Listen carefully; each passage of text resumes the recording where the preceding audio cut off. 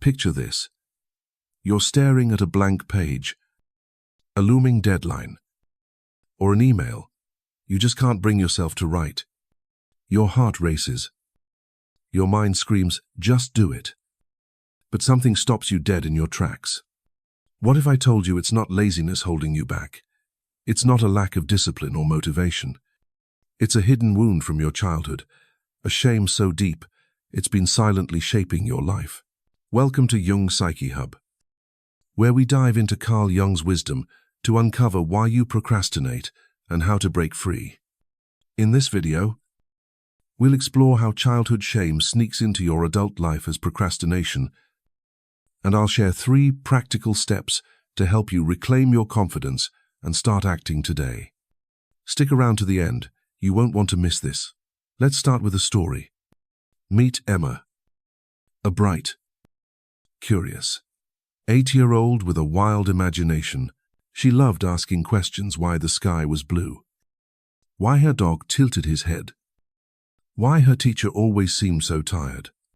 One day, in the middle of class, Emma raised her hand to share a story she'd made up about a magical forest. Her classmates giggled, but her teacher snapped. "Emma, stop being so dramatic. Focus on the lesson." The room went quiet. Emma's cheeks burned. She sank into her chair, her heart pounding with a feeling she couldn't name. That feeling: shame, not for what she did, but for who she was. This moment, small as it seems, planted a seed that told Emma being herself, vibrant, curious, expressive, was too much. Over time, those moments piled up. A parent telling her to calm down at a family dinner, a friend rolling their eyes when she got too excited. Slowly, Emma learned to dim her light, to edit her words, to shrink herself, to avoid that sting of rejection. Sound familiar? Maybe you weren't Emma, but you've had your own version of that moment, a time when being you felt like a risk. Carl Jung, the Swiss psychologist whose ideas we explore here at Jung's Psyche Hub, called this the shadow. The shadow isn't just the bad parts of you, like anger or selfishness.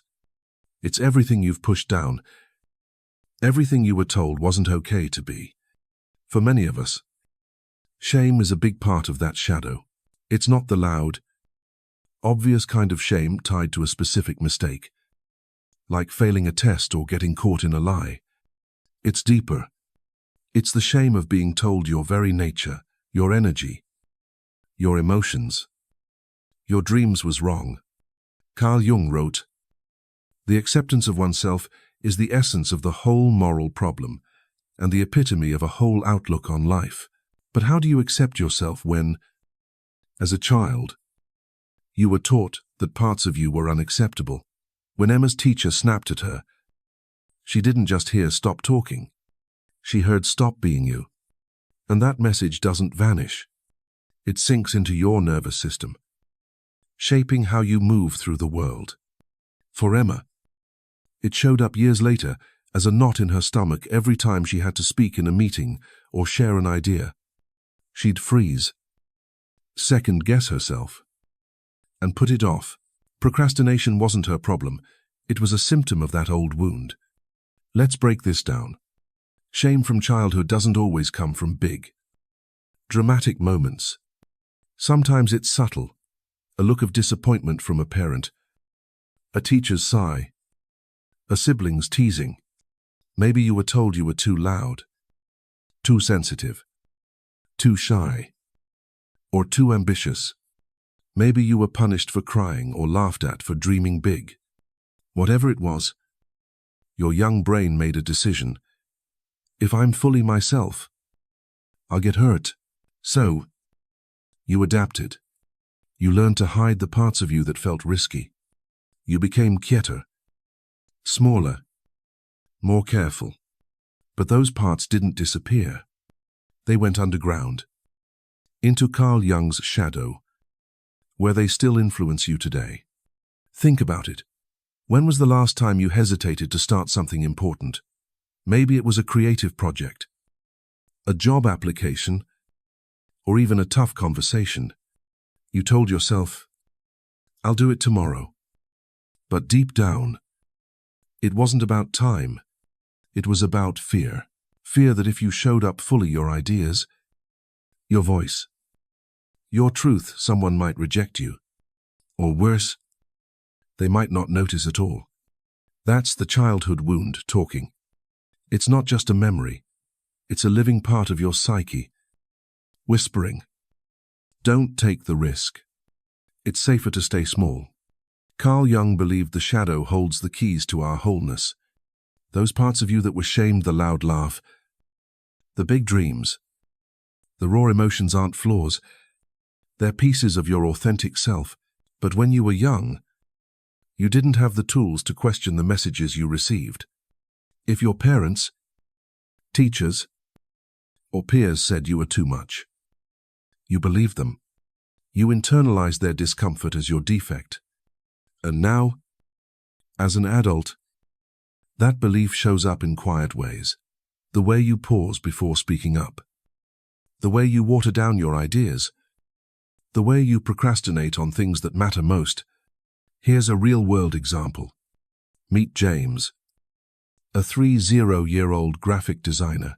He's talented, with a portfolio that could land him big clients. But every time he sits down to pitch his work, he freezes.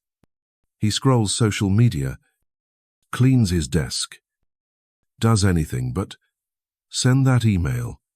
Why? Because deep down, James remembers being 10, showing his drawings to his dad, only to hear, "That's nice, but art won't pay the bills."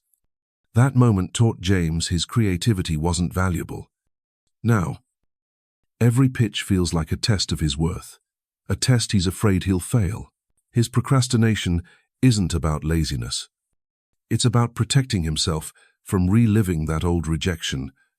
Carl Jung said, "We cannot change anything unless we accept it." Condemnation does not liberate. It oppresses.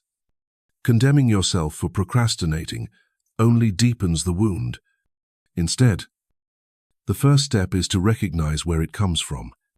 Your procrastination isn't a character flaw. It's a signal. It's your psyche saying, "I'm still carrying that old shame, and I'm scared to be seen." The good news: you can start to heal this wound, not by pushing harder, but by listening deeper. Try this today. The next time you catch yourself procrastinating, pause and ask, "What am I afraid of right now? Is this about the task? Or is it about a fear of being seen? Maybe it's a fear of failing, of being judged, or even of succeeding and standing out." Whatever it is, name it. Naming the fear takes away some of its power. It's like shining a light on the shadow.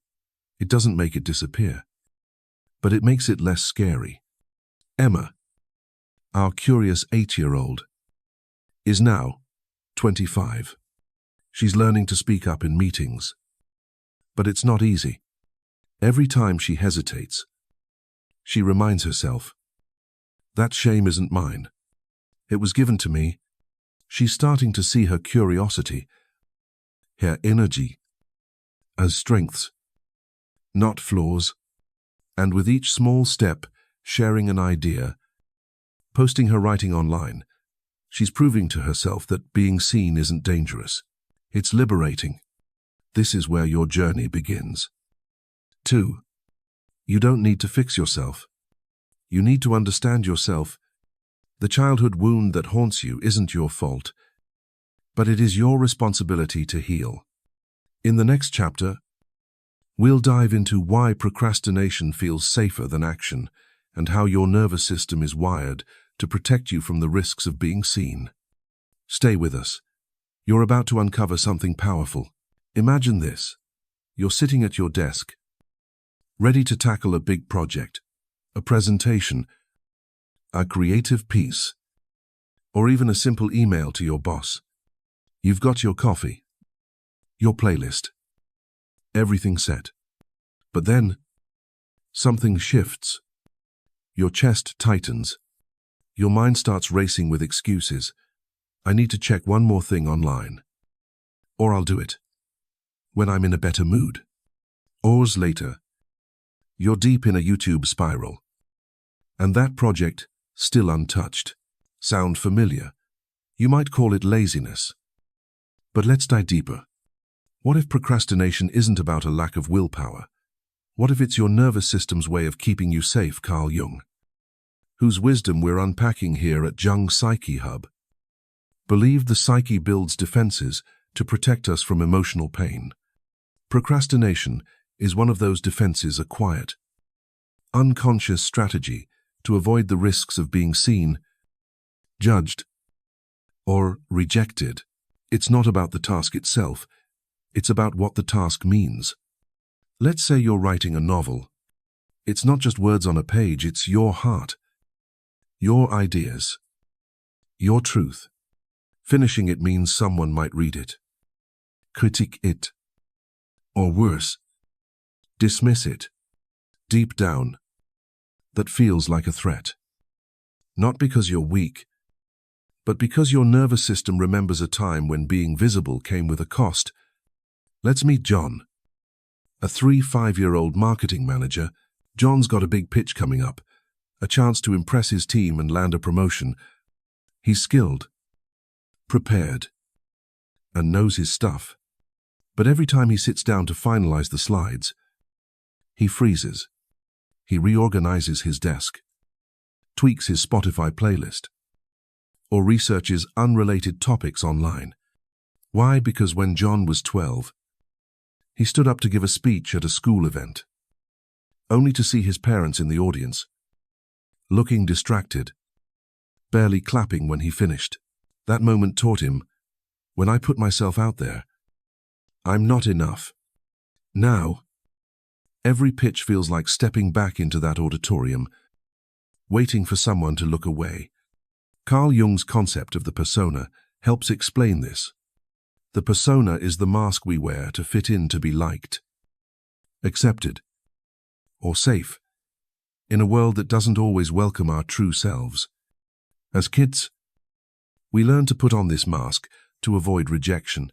Maybe you were told to tone it down when you got too excited, or stop being so sensitive when you cried. So, you crafted a version of yourself that felt safer, more polished, less vulnerable. But here's the catch. When a task asks you to take off that mask, to show your real thoughts or creativity, your nervous system hits the brakes. It says, not safe, not yet. Procrastination becomes your shield, protecting you from the emotional risk of being seen. Here's the thing. This isn't about logic. Your adult brain knows the stakes aren't that high. An email won't ruin your life. A project won't end the world. But your nervous system doesn't care. It's wired to protect you. And it's still running on lessons from childhood. Carl Jung said, what you resist not only persists but will grow in size. When you avoid a task, you're not just dodging work, you're dodging exposure. And the more you dodge, the scarier it feels. Because you're reinforcing the belief that being seen is dangerous. Let's look at another example. Sarah, a 8-year-old aspiring musician, dreams of posting her songs online. She's got the talent, the lyrics, everything ready. But every time she opens her laptop to upload, she tweaks the mix, re-records a verse, or decides it's not perfect yet. Why? Because when Sarah was 15, she performed at a talent show, and a group of kids laughed during her song. That laughter echoed in her mind, planting a fear that sharing her art means opening herself to ridicule. Her procrastination isn't about perfectionism, it's about staying safe behind the scenes. This is where procrastination gets tricky. It's not just about avoiding failure. Sometimes, it's about avoiding success.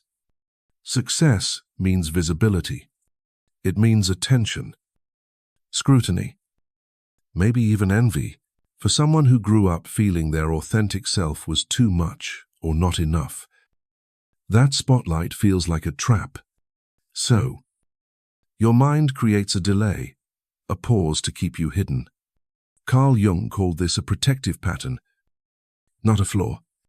Your psyche isn't trying to sabotage you, it's trying to shield you from a pain it remembers all too well. So, how do you start to shift this? The first step isn't forcing yourself to just do it. It's pausing to listen. The next time you catch yourself procrastinating, ask, what does this task mean to me emotionally? Does it remind me of a time I felt unsafe? Maybe it's a fear of being judged. Like John's pitch, maybe it's a fear of being laughed at. Like Sarah's performance, naming the fear helps you see it for what it is, a memory, not a truth. It's like pulling back the curtain on your nervous system's old script. Here's a practical tip. Try the 5-minute rule. Tell yourself you'll work on the task for just 5 minutes. Set a timer. Start small, write 1 sentence. Sketch 1 idea. Send 1 email. This isn't about finishing, it's about proving to your nervous system that taking a tiny step won't hurt you. For John, it was drafting 1 slide. For Sarah, it was uploading a 30-second clip instead of a full song. Small actions like these start to rewire your brain, showing it that visibility doesn't always mean danger.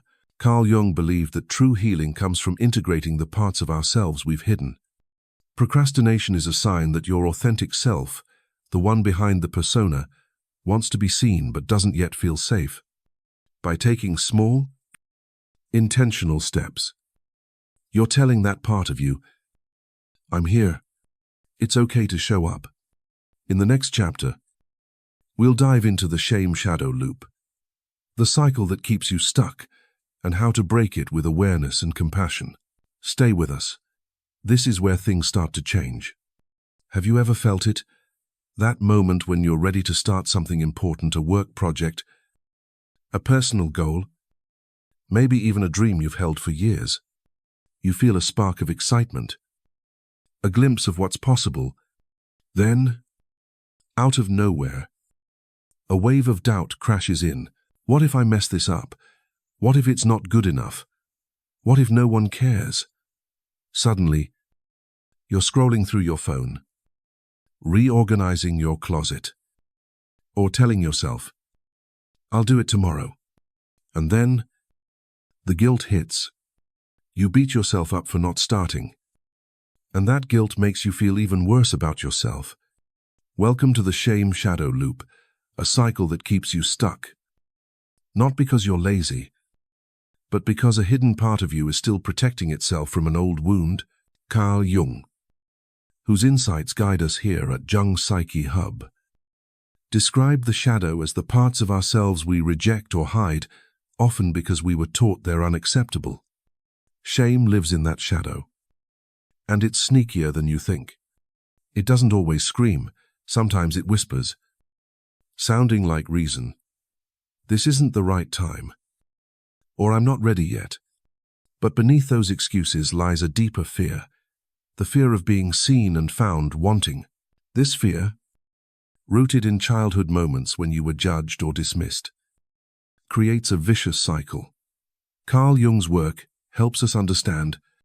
Let's meet Sarah, a 32-year-old freelance writer. Sarah dreams of publishing her first book, a memoir about her life. She's written pages of notes, but every time she sits down to draft a chapter, she freezes. She checks social media, tweaks her outline, or decides she needs more inspiration. Why? Because when Sarah was 14, she shared a poem with her English class, pouring her heart into it. Her teacher, distracted, gave a half-hearted nice job and moved on. Her classmates snickered. That moment planted a seed. If I share my real self, it won't matter. Now, every time Sarah tries to write her memoir, That old shame creeps in, whispering, "Your story isn't worth telling." This is the shame shadow loop in action. It starts when you approach a task that requires you to be visible, your ideas, your creativity, your truth. That visibility triggers the shame buried in your shadow. The part of you that still believes being seen will lead to rejection. To protect you, your psyche steps in with avoidance. You procrastinate, not because you don't care, but because doing the task feels like stepping into a spotlight you're not sure you can handle. The relief of avoiding the task is instant, but it's fleeting. Soon, guilt and self-criticism pile on. Why can't I just do this? What's wrong with me? That self-judgment feeds the shame, making it stronger, and the cycle repeats. Carl Jung warned, what you resist not only persists but will grow in size. Every time you procrastinate to avoid shame, you reinforce the belief that you're not good enough. Over time, this loop doesn't just stop you from finishing tasks. It redefines how you see yourself. You start to believe, I'm someone who never follows through, or I'm always behind. But those aren't truths. They're symptoms. They're signals that an old wound is still calling the shots. Studies back this up. Research from the University of Ottawa found that 80% of chronic procrastinators cite fear of failure or judgment as the root cause, not a lack of skills or time. Let's look at another example. Michael, a 40-year-old entrepreneur, wants to launch a new business. He's got the plan, the funding, the vision, but he keeps delaying the launch, tweaking the website or overthinking the pitch. Why? Because when Michael was 10, he entered a science fair with a project he was proud of, only to overhear a judge say, "It's cute, but it's not serious." That comment stuck.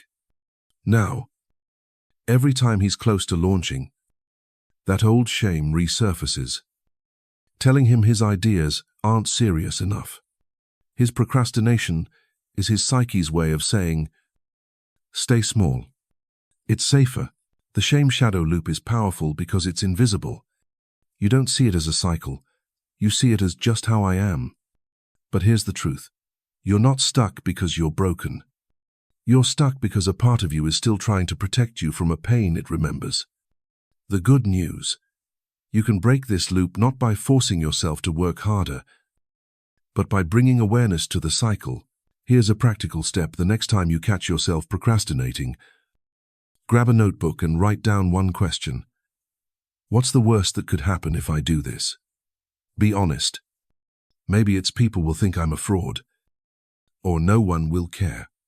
Then, ask, is this fear about now? Or is it about something from my past?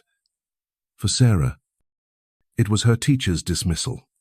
For Michael, it was the judge's comment. Naming the root of the fear helps you see it's not about the task, it's about the story you've carried since childhood. Another tip: practice self-compassion. Instead of saying, I'm such a failure for not starting, try, I'm feeling stuck because this feels risky. That's okay, I'm learning to feel safe. This small shift in language rewires your mindset, loosening the grip of shame. Carl Jung believed that making the unconscious conscious is the first step to change. By seeing the shame shadow loop for what it is, you're already weakening its hold. Sarah's starting to break her loop.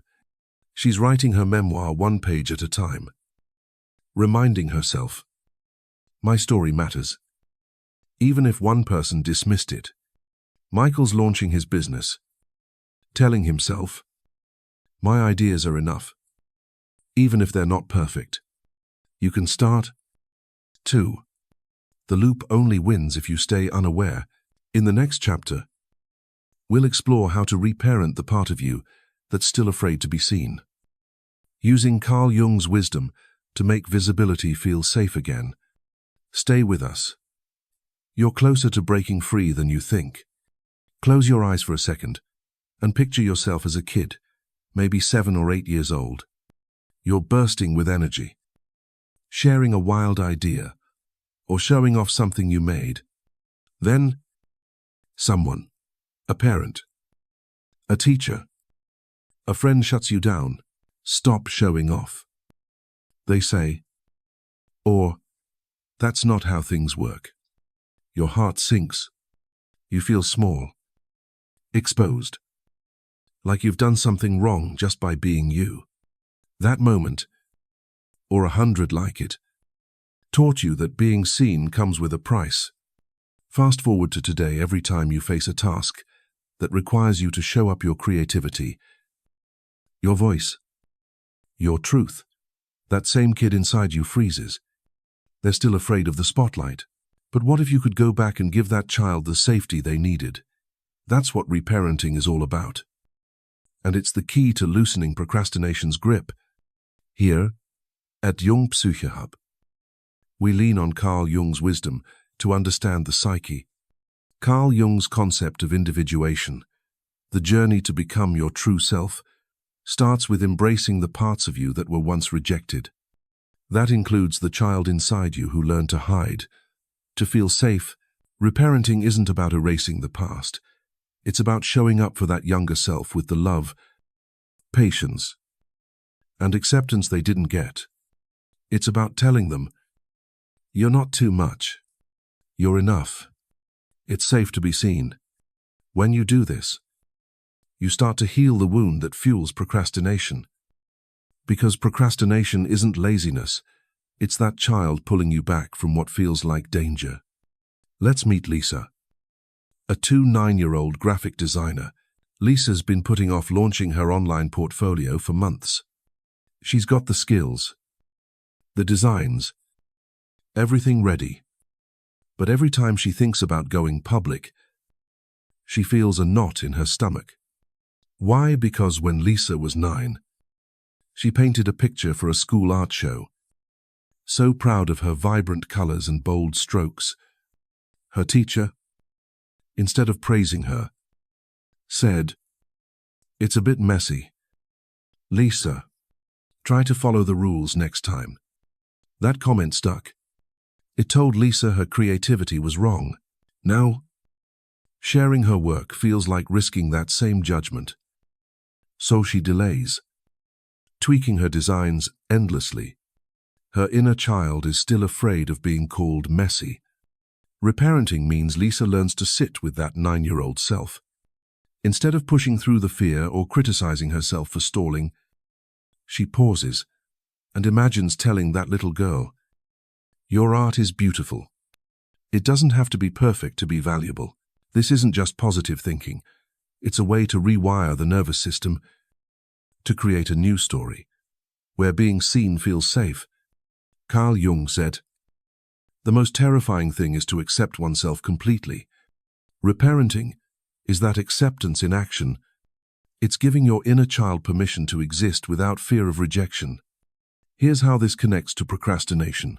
When you avoid a task, it's often because it asks you to show a part of yourself you've hidden: your ideas, your passion, your vulnerability.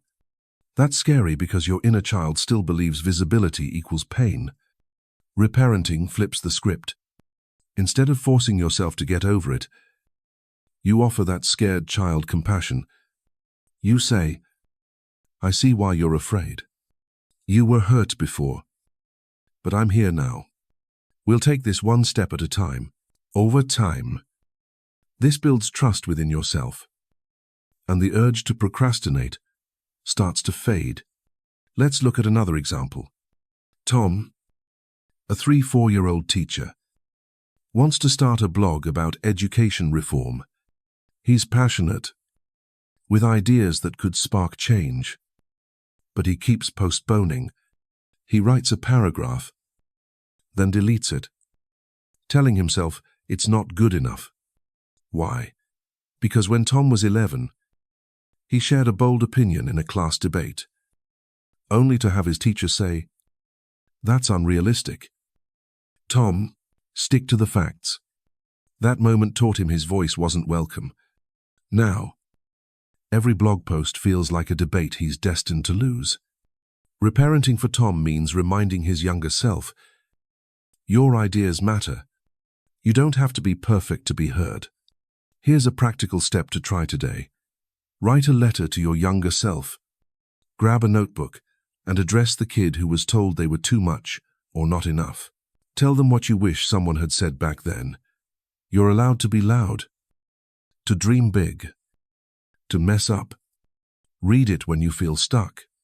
For Lisa, this letter became a ritual. She reads it before uploading a new design, reminding herself, it's safe to share her art. For Tom, it's a note on his desk. Your voice is enough. This practice isn't about fixing procrastination overnight. It's about building a safe space inside you where your authentic self can show up. Another tip: celebrate tiny wins. If you're avoiding a task, commit to one small action like Lisa, uploading one design, or Tom writing one sentence. Then, acknowledge it. Say to yourself, I did that, and I'm proud. This isn't about the outcome. It's about showing your inner child that taking a step doesn't lead to pain. Carl Jung believed that healing comes from integrating the shadow, not fighting it. By reparenting, you're bringing that scared child into the light, showing them they don't have to hide anymore. Lisa's starting to share her portfolio, one post at a time, whispering to her younger self, your art is enough. Tom's blogging now, reminding himself, my ideas deserve space. You can do this. 2. Reparenting isn't a quick fix. It's a daily practice of kindness toward the parts of you that were once told to stay small. In the next chapter, we'll wrap up with 3 practical steps to break free from procrastination and step into your power. Using Carl Jung's wisdom to guide you, stay with us. You're closer to freedom than you realize. You're sitting there, staring at that task you've been avoiding. Maybe it's a work email, a creative project, or a bold step toward a dream. The weight of procrastination feels heavy, familiar, like a shadow you can't shake. But here's the truth. You're not stuck because you're broken. You're stuck because a part of you is still protecting itself from the fear of being seen. The good news: you can break free. Not by forcing yourself to just do it, but by taking small, intentional steps grounded in Carl Jung's wisdom. Here at Young Psyche Hub, we're diving into 3 practical steps to help you move past procrastination, reconnect with your authentic self, and act with confidence. Let's get started. Step 1. Awareness. Name the fear. The first step is to shine a light on your shadow. As Carl Jung would say, procrastination thrives in the dark, where fears feel vague and overwhelming. When you catch yourself avoiding a task, pause and ask, what am I really afraid of? Is it failure, judgment, or maybe even success and the attention it brings? Be specific. Write it down. For example, if you're delaying a presentation, you might realize it's not about the slides. It's about a childhood memory of being laughed at for speaking up. Naming the fear makes it less powerful. Carl Jung said, until you make the unconscious conscious, it will direct your life, and you will call it fate. Awareness is your first act of rebellion against the shame shadow loop. Let's look at Anna, a 27-year-old photographer. She's been putting off submitting her work to a gallery. Every time she tries, she distracts herself with busy work like editing old photos. When she pauses to ask, what am I afraid of? She realizes it's the fear of being rejected, tied to a memory of her high school art teacher saying her photos were amateur. By naming that fear, I'm scared my work will be called amateur again. Anna takes the first step to weakening its grip. Try it. Next time you procrastinate, grab a notebook and write, I'm avoiding this because I'm afraid of blank. That simple act pulls the fear into the light. Step 2. Small action street art, tiny. The second step is to take one small, safe action. Your nervous system doesn't trust big leaps yet. It's still wired to protect you from the spotlight. So, trick it with something small. Commit to just 5 minutes on the task. Write one sentence. Sketch one idea. Send one email. The goal isn't to finish. It's to show your inner child that acting doesn't mean danger. Research from Stanford shows that starting with small actions reduces overwhelm and builds momentum. 95% of people who start small are more likely to keep going. This isn't about productivity. It's about proving to yourself that you can show up and survive. Take Mark, a 31-year-old aspiring writer. He's been delaying his novel for years, afraid it won't be good enough. Instead of aiming for a chapter, he commits to writing 100 words a day. Just 100. It feels so small it's almost silly. But after a week, he's got 700 words and a spark of confidence. His inner child, once scared of being judged, starts to trust that writing is safe. Try the 5-minute rule yourself. Set a timer. Do one tiny thing. Then stop. Notice how it feels to act without the pressure of perfection. Step 3. Self-reward. Celebrate the win. The third step is to celebrate your action. No matter how small, your inner child, taught to hide from judgment, needs to hear that showing up is worth it. After your 5-minute action, say to yourself, "I'm proud of you for starting." Treat yourself a coffee, a walk, a favorite song. This rewires your brain to associate action with joy, not fear. Carl Jung's idea of individuation, becoming your true self, means honoring all parts of you, including the part that's learning to be brave. Celebration builds trust, and trust dissolves the need to procrastinate. For Anna, celebrating means posting one photo online and then treating herself to her favorite latte. For Mark, it's a quick yes and a 10-minute break to watch a funny video. These rewards aren't frivolous. They're signals to your psyche that acting is safe, even rewarding. Try it. After your small action, acknowledge it out loud. I did it. And that's enough for now. Over time, these moments stack up, showing your nervous system that visibility isn't a threat, it's a path to freedom.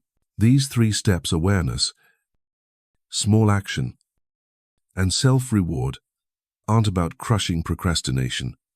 They're about understanding it, listening to it, and gently moving through it. Carl Jung believed that true change comes from integrating the shadow, not fighting it. Every time you name a fear, take a tiny step, or celebrate a win, you're telling your inner child, it's safe to be seen. You're enough. Anna's submitting her photos now, one gallery at a time. Mark's novel is growing, 100 words a day. You can start. 2. In the outro, we'll wrap up with a powerful call to action to keep you moving forward. Stay with us, you're ready for this. You've just taken a deep dive into the hidden reasons behind your procrastination. And here's the truth. You're not lazy, unmotivated, or broken. You're healing. Every moment you've spent avoiding that task, that dream, that bold step forward, it's been your inner child trying to keep you safe from old wounds of shame. But today, you've learned how to shine a light on that shadow, to name your fears, take small steps, and celebrate your courage. With Carl Jung's wisdom guiding us here at Jung Psyche Hub, you're not just breaking free from procrastination, you're reclaiming the parts of you that were told to hide. That's powerful. That's your journey to becoming your true self. So, what's next? Take one tiny step today. Write that sentence. Send that email. Share that idea. Prove to yourself that being seen is not a threat, it's a victory. And we're here to walk this path with you. If this video hit home, smash that subscribe button, hit the bell, and join the Jung Psyche Hub community for more insights on unlocking your authentic self. Share this video with someone who needs to hear it, because we all deserve to break free from shame. Drop a comment below what's one small action you're ready to take today. Let's keep this conversation going. Thank you for watching. And remember, you're not behind. You're becoming. See you in the next video.